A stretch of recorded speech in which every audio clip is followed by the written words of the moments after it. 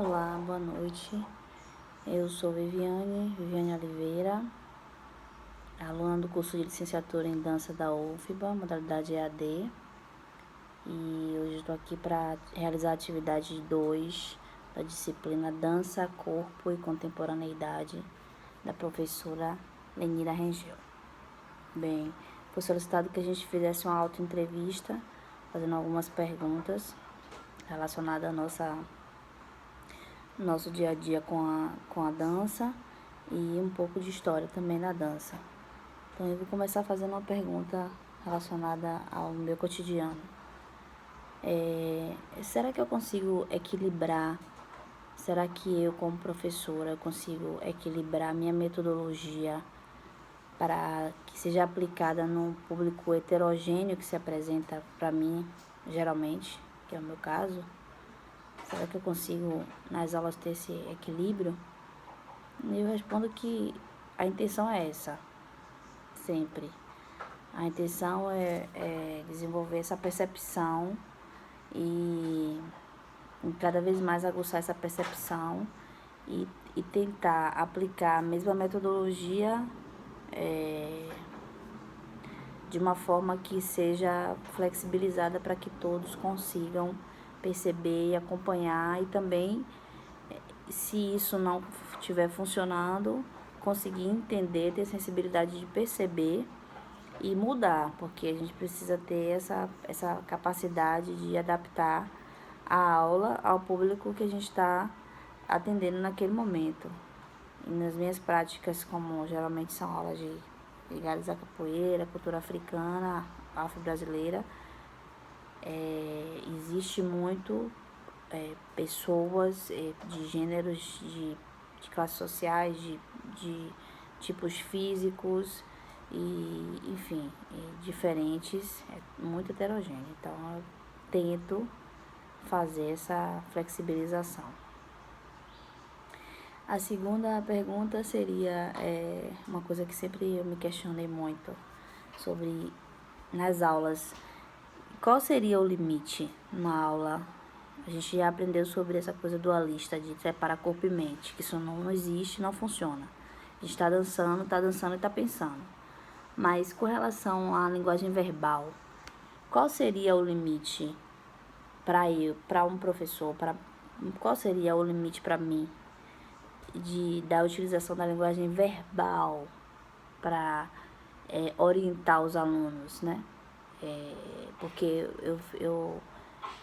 isso me chama muita atenção nas minhas práticas, porque eu tenho várias referências de mestres diferentes e vejo que alguns falam bastante e tal, outros não falam muito e conseguem atingir o objetivo de uma forma bem eficiente, né? E aí eu fico pensando na minha prática, né? Qual é o limite, né? Até porque eu gosto de falar e não sei, eu acho que tem uma hora que você precisa deixar que o aluno perceba, sabe, sem precisar dar mastigada aquilo que você está pretendendo. Ou então criar uma situação para que ele desenvolva uma outra coisa, que o resultado não é aquilo que você está teoricamente apresentando para ele naquele momento. Então, assim, qual é o limite?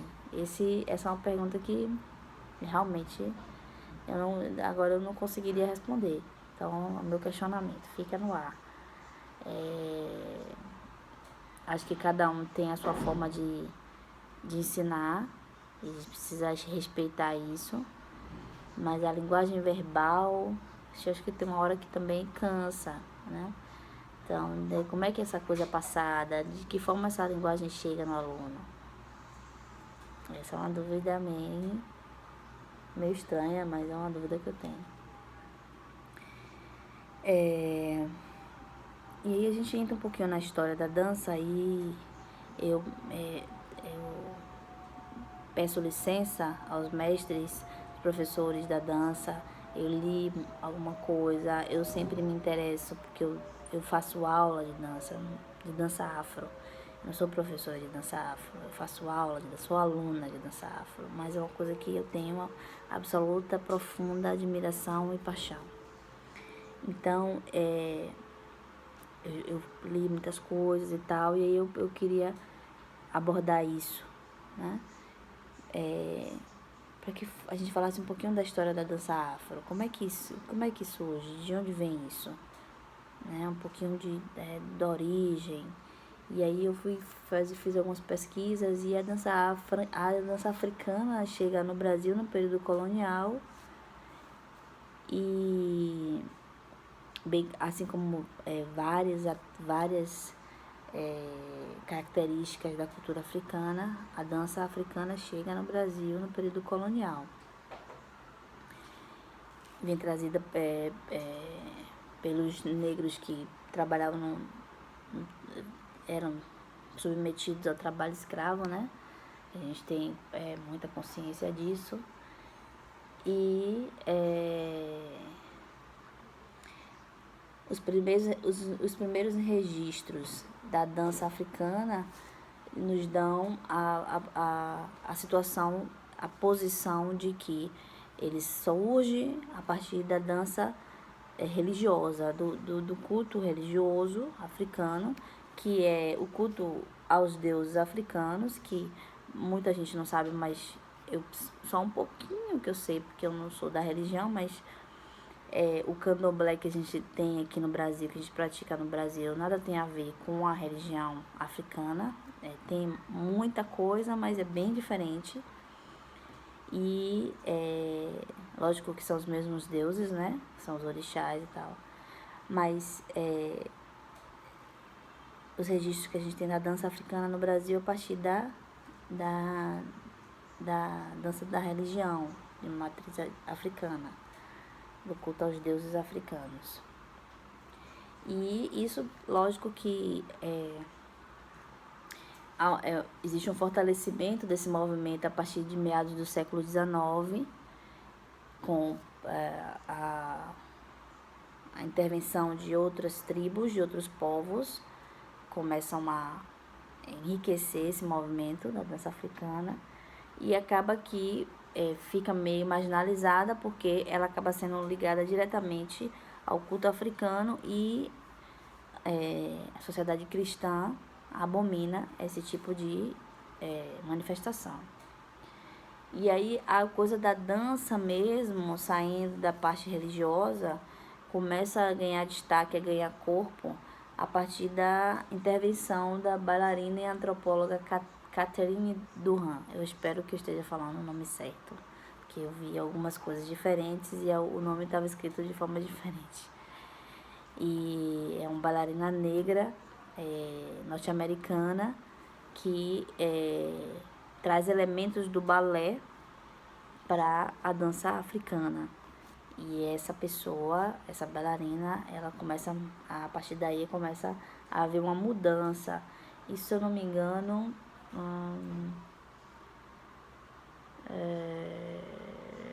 enfim, eu não consigo me situar agora no período. E aqui no Brasil, essa bailarina, ela tem uma pessoa que, uma outra bailarina que acaba que segue a metodologia, aprende, né, estuda com essa bailarina africana, Catherine Durand, que é a Mercedes Batista, a primeira bailarina negra do Teatro Municipal do Rio de Janeiro, ainda nos anos 40. Então, a necessidade de criar um espaço para um corpo negro em cena, que era uma coisa muito discriminada, faz com que ela busque esses elementos da dança africana e essa fusão entre o clássico e o moderno, da dança moderna.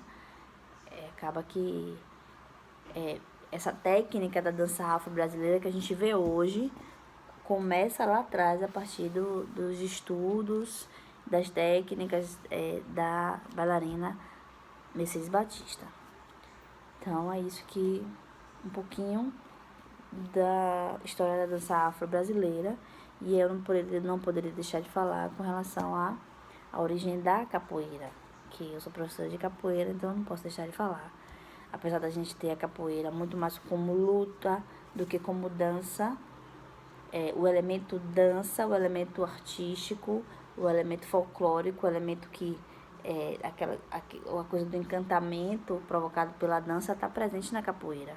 E isso é muito destacado nos grupos folclóricos que a gente conhece aí pelo mundo inteiro, que divulgam também a capoeira pelo mundo inteiro e traz mais adeptos, que nem sempre são pessoas que têm talento artístico para shows, mas são pessoas que começam a militar na capoeira, a treinar a capoeira e a coisa vai se propagando.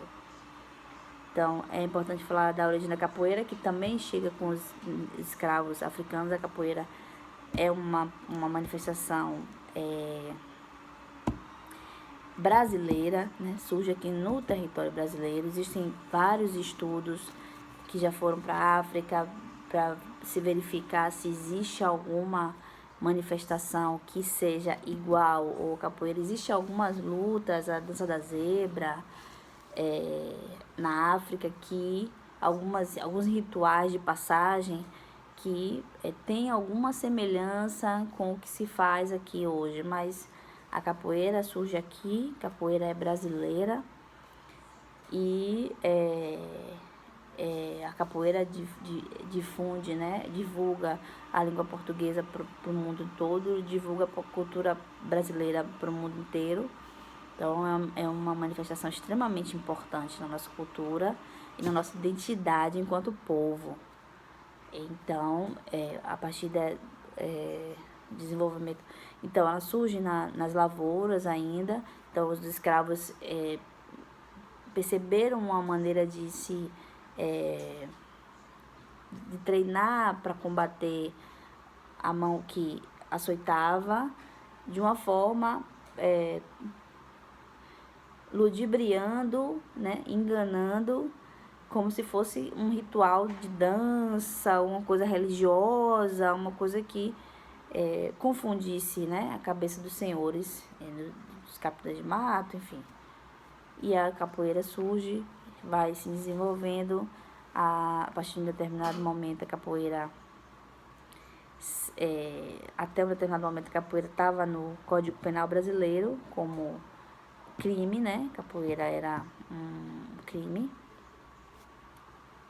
E com a ascensão das escolas de capoeira, a partir da introdução da luta regional baiana, que é chamada capoeira regional hoje, da luta regional baiana pelo Manuel dos Reis Machado, mestre Bimba, começam a surgir as primeiras escolas de capoeira. O mestre Bimba consegue, em 53, se apresentar para o então presidente da República, Getúlio Vargas, que tinha aquela política nacionalista. Naquele momento, Getúlio Vargas anuncia a capoeira como esporte genuinamente brasileiro, e a capoeira sai do Código Penal, mas aí, enfim, é uma história bem extensa. A capoeira Angola aparece como um movimento, que é a capoeira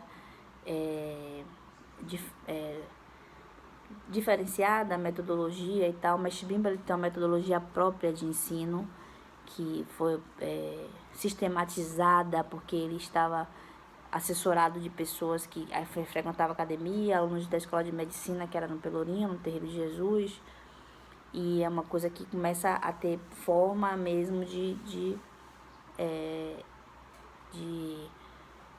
técnicas e metodologia, sequências, a sequência básica de ensino, que é dividida em 8 sequências, uma sequência dividida em 8 partes, que o aluno novo começa a aprender capoeira, depois vem a cintura desprezada, os balões cinturados, aí vem a formatura, aquela coisa toda que tem moldes de uma coisa sistematizada.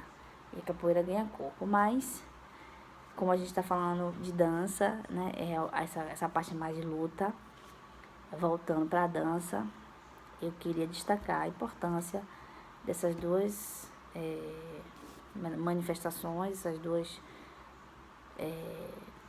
essas duas, enfim, da nossa cultura, essas duas manifestações da nossa cultura. E encerro aqui a minha participação nessa atividade 2, espero que não tenha sido muito extensa. Agradeço e espero que a gente esteja juntos aí em outras situações. Obrigada, Viviane Oliveira, licenciatura em dança na UFBA. Um abraço, professora Lenira.